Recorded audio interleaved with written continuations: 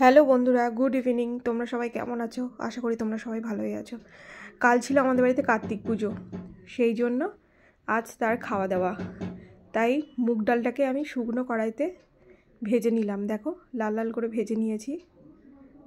এই দেখো বন্ধুরা, কি সুন্দর ভাজা হয়েছে। তারপরে আমি এর মধ্যে দিয়ে দিলাম গরম জল।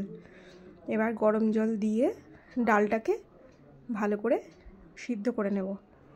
ভালো করে সিদ্ধ করে নিতে হবে ডালটাকে। এবার মাছের মাথাগুলোকে আমি লাল লাল করে দেখো ভেজে নিয়েছি। ভেজে নেওয়া হয়ে গেছে। এবার কড়াইতে তেল দিয়ে দিলাম। তারপরে এর মধ্যে দিয়েছি জিরে, তেজপাতা। তারপরে আমি এর মধ্যে দিয়ে দেব কুচানো পেঁয়াজ, আর দিয়ে দেব 2 চামচ রসুন বাটা।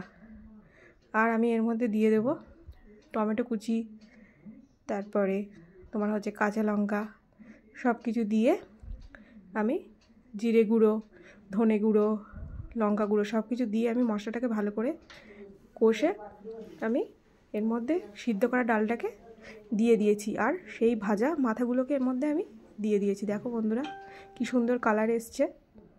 এবার আমি গরম মশলা দিয়ে আমি ডালটাকে নামিয়ে নেব। আর এই এক সাইডে আলু ভাজাও আমি বসিয়ে দিয়েছি ডালের সাথে খাওয়ার জন্য, আলু ভাজা। দেখো, এবার আমি এর মধ্যে একটু পরিমাণ মতন চিনিও দিয়ে দিয়েছি। আর এবার একটা কড়াইতে আমি মাছ ভাজা বসিয়ে দিয়েছি। মাছগুলোকে লাল লাল করে ভেজেও নিয়েছি আমি। লাল লাল করে মাছগুলো ভাজা হচ্ছে। এবার মাছগুলো আমি তুলে নেব। নিয়ে তারপর আমি কড়াইতে দিয়ে দিয়েছি রাঁধুনি ফোড়ন, টমেটো, কাঁচা লঙ্কা ও আদা পেস্ট দিয়ে আমি জল দিয়ে দিয়েছি, নুন হলুদ সব দিয়ে দিয়েছি, জিরে গুঁড়ো, ধনে গুঁড়ো দিয়ে এই মাছের ঝোল আমার ফুটছে, আমি নামিয়ে নেব।